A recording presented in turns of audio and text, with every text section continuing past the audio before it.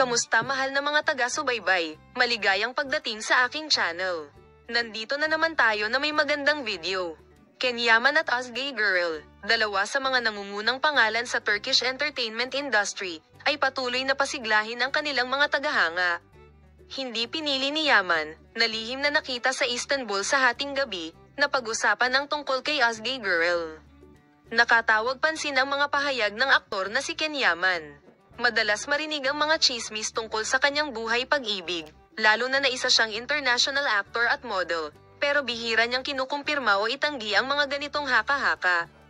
Bilang tugon sa mga tanong tungkol sa mga chismis sa pakikipag-ugnayan, sinabi ni Ken Yaman, "Naiintindihan ko na ang mga tao ay mausisa, ngunit may mga limitasyon.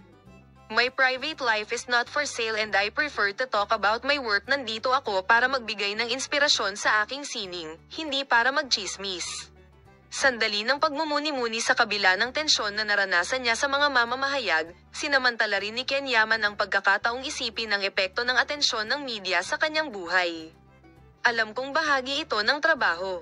Ngunit minsan nakakalimutan nila na ako ay isang tao na may damdamin at mga hangganan tulad ng iba," sabi niya.